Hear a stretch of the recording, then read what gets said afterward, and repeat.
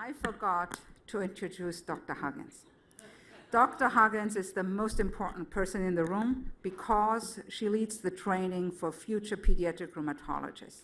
And where there is no pediatric rheumatologist, there is probably no good treatment for pediatric rheumatology patients. So Dr. Huggins is going to tell you some more about how to treat new and refractory onset systemic JA.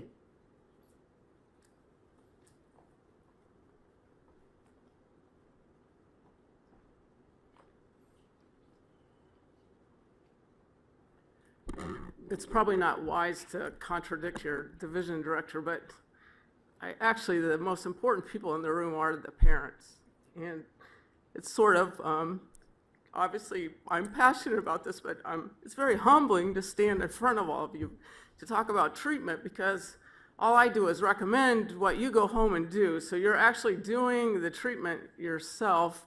So I'm hopeful today that I can share with you a little bit about the rationale behind what we recommend, and unfortunately included in that is going to include a lot of gaps in our knowledge about what actually to recommend, which is why there's so many different treatment regimens that people have gotten, and so much confusion about, what are the next steps. So my hope today is to first of all just let you know how we approach someone when we think that they have systemic JIA, and then to review with you some of the most common treatment options, and then give you the evidence that we have behind why we recommend those treatment options.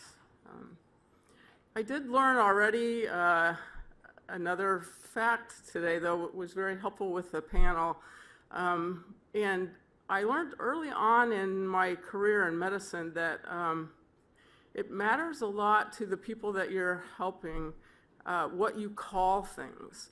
So if you're not exactly sure what it should be called, in rheumatology we have this undifferentiated category, but put it in that category, because to the person that you're helping, they hang on to that name, and even if you change that name, it becomes very unsettling. Or for what I learned today, it's also difficult if you name it something that gets very confused with other things. So a new fact for me.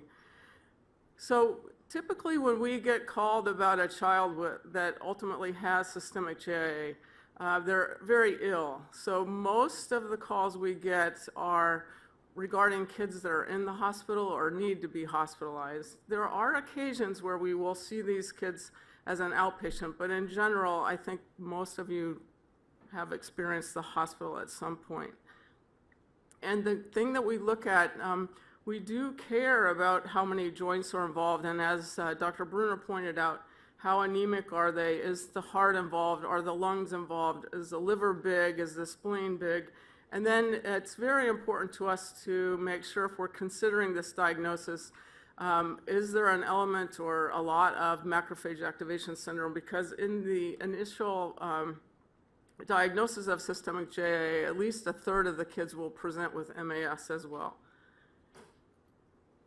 So as most of you know already, I'm old, and not that long ago, the mainstay of treatment for systemic JIA, we started with non-steroidals. And maybe can I see a show of hands of how many of your kids have been on naproxen or ibuprofen or Indocin, or so still we use it. But these are the reasons. It's often while we're trying to figure out what's going on, it's something that we use because it will at least help the child a little bit with the fever, a little bit with the joint pain. But it's seldom anymore the number one only treatment that the child needs. And subsequently, the choices of what we do take into account some of the things that Dr. Bruner already pointed out, like how severe are the systemic features? Is the heart big because there's a large amount of fluid around it? How bad is the arthritis? Do they have MAS? And then the list of poor prognostic factors that Dr. Bruner already mentioned, like if they have arthritis, do they have hip involvement? How systemically ill, and for how long have they been systemically ill? And this is table written by Dr. Carol Wallace, who, in conjunction with several other of the faculty in the room, have been one of the premier physicians looking at JIA and specifically JIA. And these are not the only therapies that we use, but these are the main therapies. So I would suspect that, is there anyone in the room whose child has not received steroids along the way? Yeah. And how many have gotten methotrexate? Right. And how many was methotrexate the first thing that you started with? All right. So for sure, before we knew more about the systemic features of JIA, methotrexate is certainly a mainstay of treatment of all the other forms of JIA, and so that was one of the things that we started with. But nowadays, we also have, as Dr. Bruner mentioned, the IL-1 blockade, and the choices in here are the anakinra, canakinumab, rilonacept, or IL-6 blockade, such as tocilizumab. So just maybe a few fun facts about these drugs. So the drugs outlined in red are the ones that we would call disease-modifying anti-rheumatic drugs.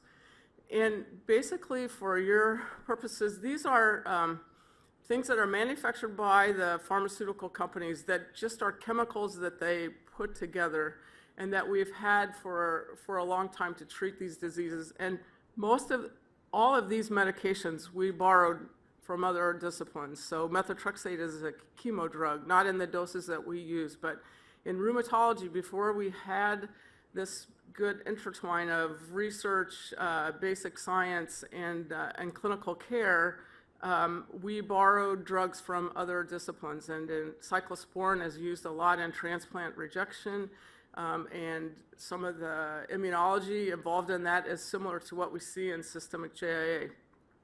But we now have these biologic agents, the things that are in the green square. So the biologic medications are biologically engineered, so it's much more involved than just taking a few chemicals and putting them together. And I thought I'd just spend a couple minutes going through a little bit about what's involved in biologics. So we normally have conductors of our immune system, the cytokines like IL-1 or IL-6, and they can interact and direct things in different ways. So one, the cytokine like IL-1 would bind to its receptor on the cell surface and then conduct things downstream that will tell those cells what to do. So we have ways of blocking those conductors if they're overactive, like Dr. Bruner was mentioning. We can either create a biological molecule that looks like the receptor, only it's in their bloodstream, and bind that protein that way.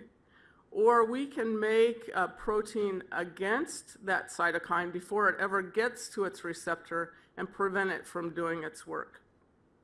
And some examples of this are things like etanercept or some of the TNF agents. Another way that we can interfere with this normal interaction, though, is we can have a receptor antagonist, like anakinra, RA on the end, receptor antagonist, so that we keep the cytokine from doing its normal function of binding. Or we can also make this protein a monoclonal antibody against the receptor, like Actemra does. And even further elucidating what the nomenclature means, because hopefully as time goes on, you're going to get even newer medications. So this would be what we call a monoclonal antibody. So antibodies, we normally make them against, like if you get a flu shot, you make antibodies against the flu. If you get a tetanus shot, you make antibodies against the tetanus, and this is what it looks like. So when they biologically engineer these things, for some of them, some of it gets made in a mouse. So for things like infliximab or Remicade, the suffix monoclonal antibody, but if it has a consonant like X in front of it, that means that this,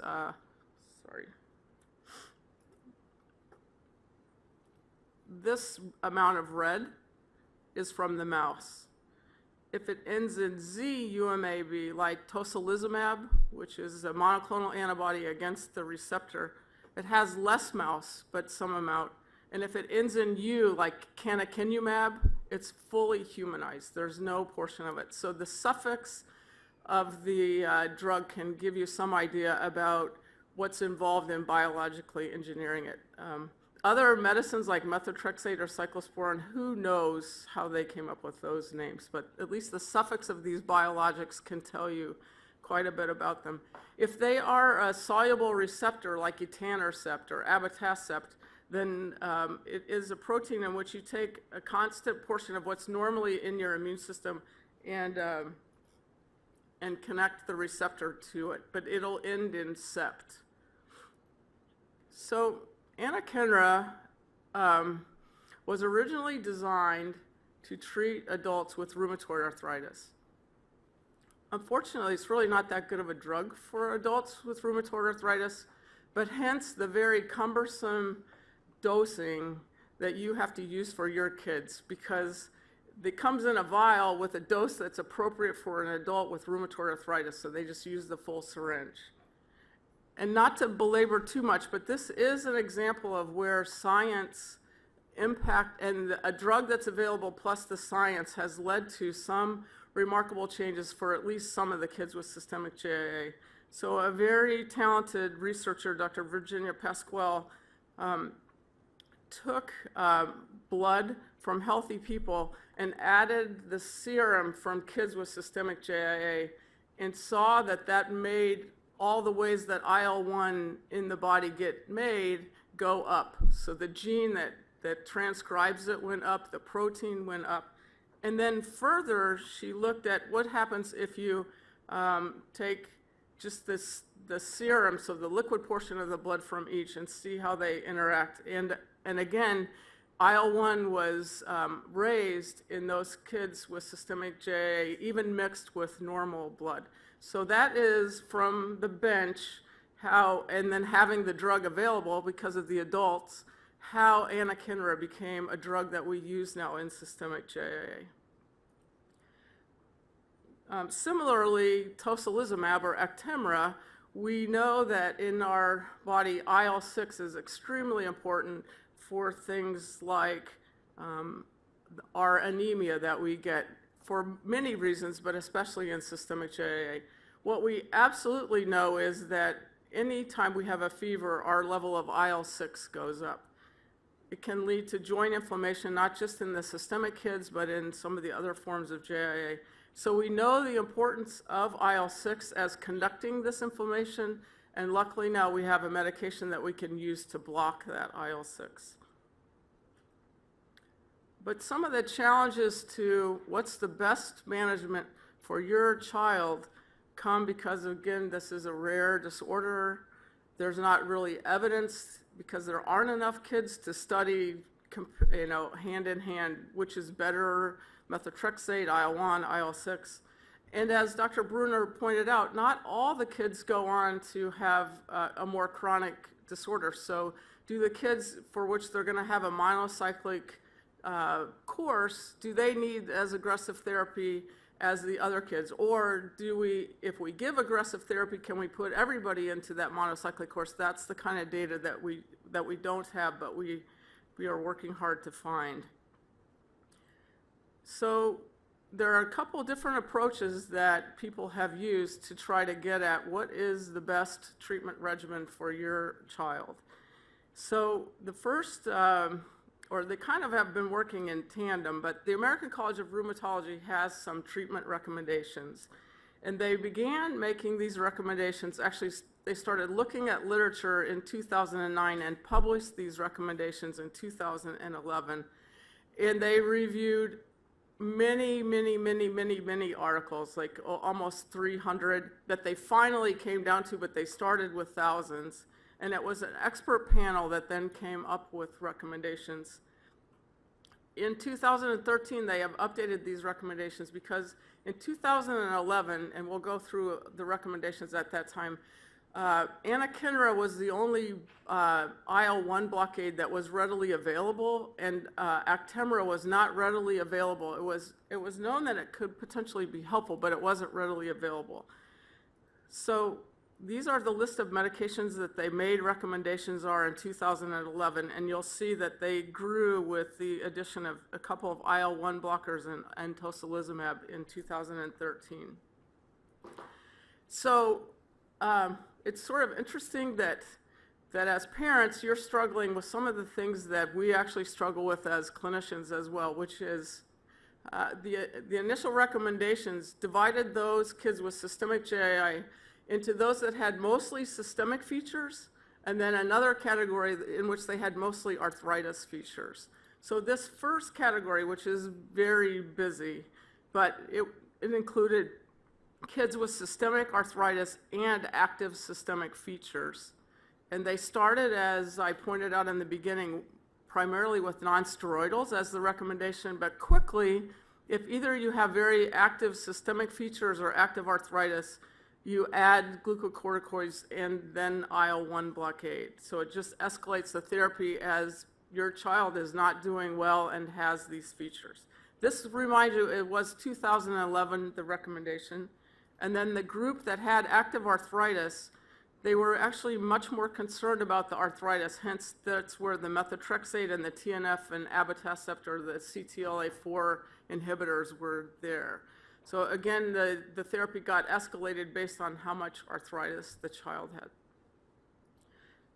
Then in 2013, they modified these recommendations. They still maintained these two groups, but in general, it's much more complicated. Somewhere on this path is probably almost everybody in this room, and this is why everybody gets a different path. But the treatment regimen is based either on how active does the clinician think that the disease is, that would be the MD global. So 0, it's totally stable. 10, it's very, very active.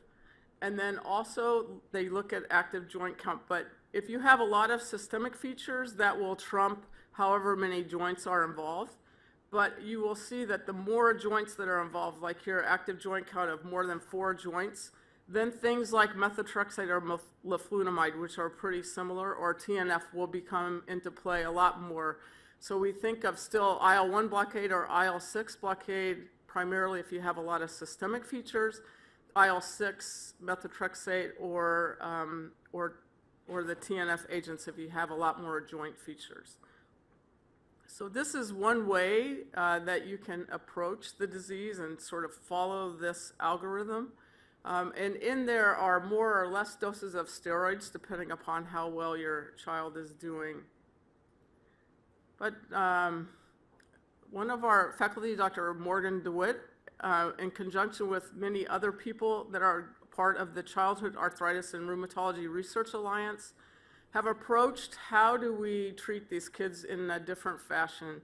And rather than reviewing the current literature that we have, that was done to some degree, but they came up with basically 4 treatment plans that you could follow, and at least 80% of the treating pediatric rheumatologists agreed that they would be willing to pick at least one of those paths.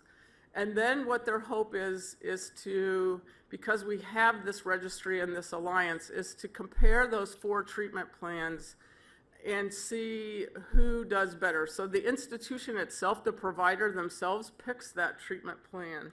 So these are, one treatment plan is that you begin with steroids alone, glucocorticoids, and then after assessment, escalate the therapy depending upon how well the child is doing.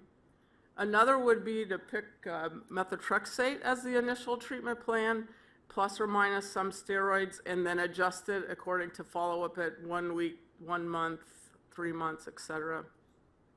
Another would be to begin with anakinra right off the bat, plus or minus some steroids, and adjust the therapy accordingly.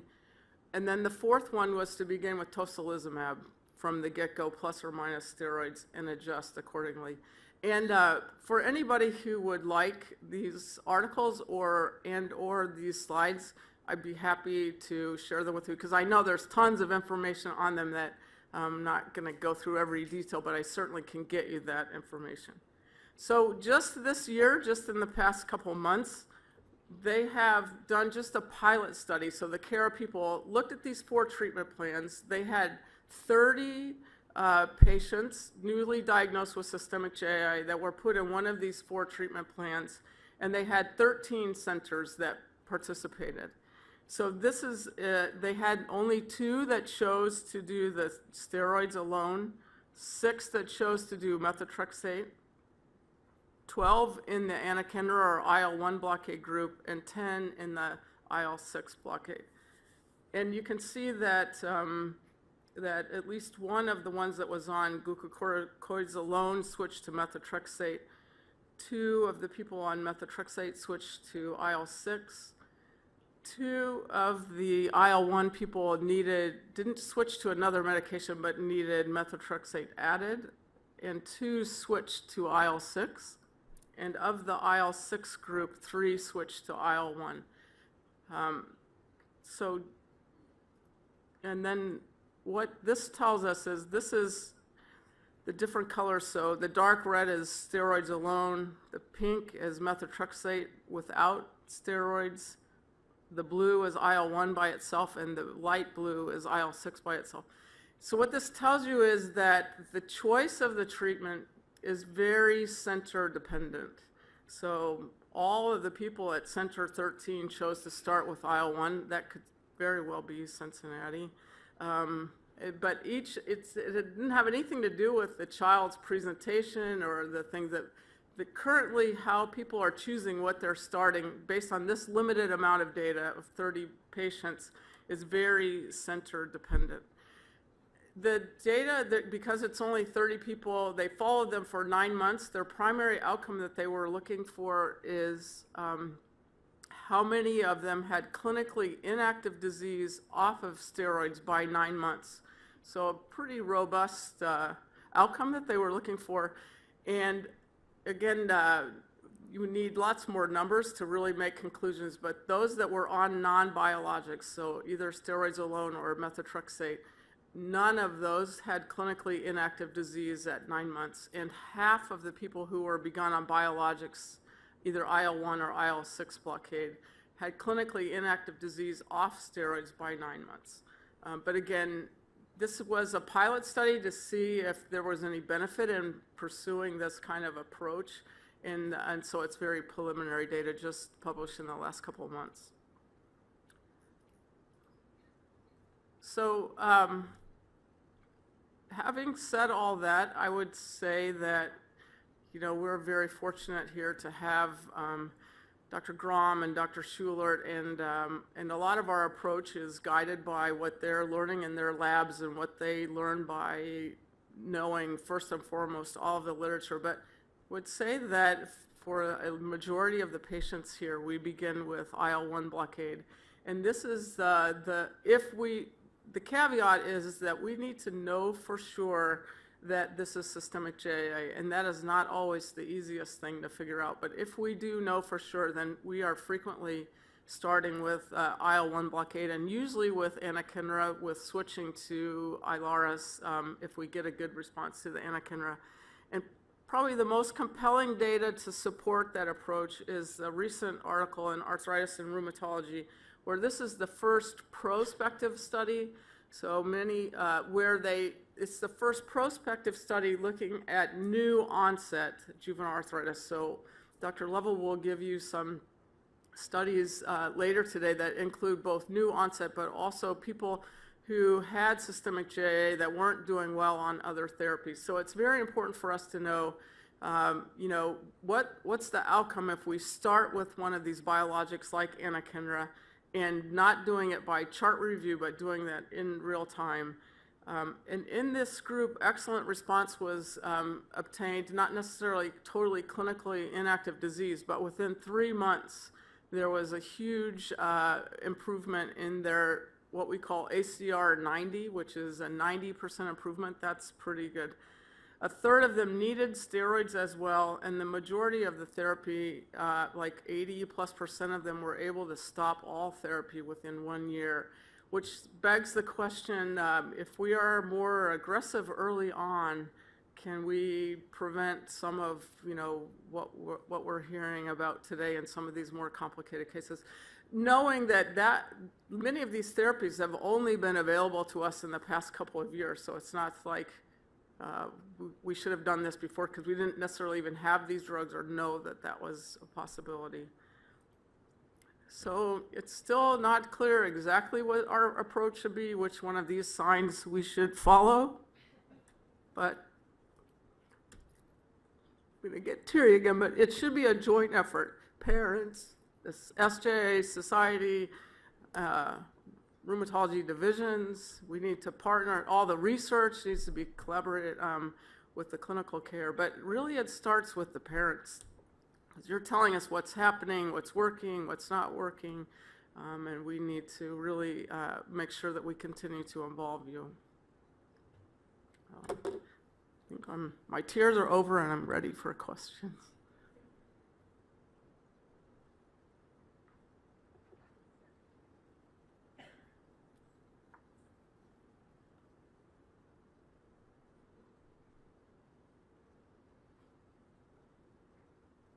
What determines for you when you stop therapy? If you have a patient that's been on Kineret for, how do you come to that decision? And the reason I ask is my daughter, she's been on Kineret for 9 years, 8 to 9 years. And because she'd had an incident of MAS when she was 10, the doctors were concerned that if she were to come off that, it's possible she could have a flare with that. But she's been stable for this entire time, so I'm just kind of curious as to, is there at some point that we should be testing her off for remission? So there are people in our division that are looking for specific biomarkers that will tell us when we can stop these medications. But at the moment, it's as scientific as what happens if you miss a dose. You guys are so good that sometimes you don't help us out with that because you don't miss doses.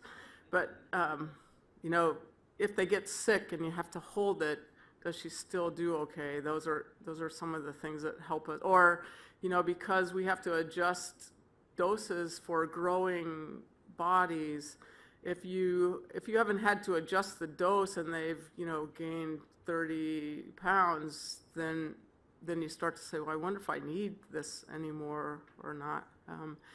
Dr. Grom can speak to this better than me, but there may be some protection for your daughter by staying on Kineret against macrophage activation syndrome. But certainly they can still develop the MAS on the Kineret, and consideration should be given as to whether or not you want to continue it just for that reason or not. But you have a better expert in the room about that than me. But.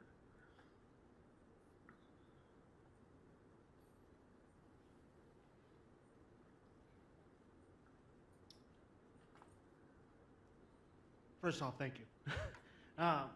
If you go on the Facebook group, a lot of parents always say, our doctor tells us it's not a normal SJIA kid. What's a normal SJIA kid? Yeah. I think it's an excellent question. And I think that, every day is a humbling day. And the minute that you think and you don't look at all the things that are outside what you're expecting to see, you're going to miss some very important things. So I think when we say that as physicians, it frequently means that we feel like we're earning our pay that day because there's something happening that we don't quite know what we should do. I mean, Dr. Bruner did give you the list of things that we use to make the diagnosis. But in rheumatology especially, if we stick to just what we know, we're going to miss some very important things. And it is something that isn't the easiest thing to teach, believe it or not, but it is something that we work hard at teaching, which is each visit is a reevaluation. Do I have the right diagnosis? Do they still need these medications? Do I have the right medications? Am I missing something? Are they growing? Do they have vaccines that they need? Are we paying attention to their cholesterol? All those kinds of things. So it is a very good question. And I actually, just since I'm standing here, I like that Facebook page because, you know, when we approach, just like Mr. Boutel said at the very beginning, you know, when we approach you, we have a certain set of criteria, you know, and especially if we have you on medicines, it's first and foremost on our mind, you know, are we doing everything to protect your child, and are we monitoring everything we should, because we don't want to harm them with our medicines as well. But you guys have a different set of things that are very important for us to address as well, but it's not because we don't care about them, but we may not even think about them. So someone says, well, I read on Facebook page this, or I love those kind of questions, because it's not that I don't want to address those things, but it may not be what the perspective that I'm coming to the visit with. I think that was kind of a roundabout way of saying, I'm not sure there is such a thing. And the minute that you think that there is, then you might be in trouble. Yeah. Which kind of brings me to a point which I think about very often. This is not a question, just a comment. You know, in my previous career, I was a scientist, and I see this as having groups like this. You have 715 SJIA patients, many of them the parents very actively engaged. Isn't this a great research opportunity for us to do surveys? Sometimes I think maybe we should figure out how some fellow might be interested in doing, you know, repeat surveys, like, you know, get data every 6 months. I know, like, there's registries, but registries are way more involved and deep, but there is you know, I think about this often, but I'm not sure exactly what we can do as a foundation, at least right now. But this is an opportunity for us to ask those questions, figure out, and, like, you know, learn more about the disease in a different way than is happening right now.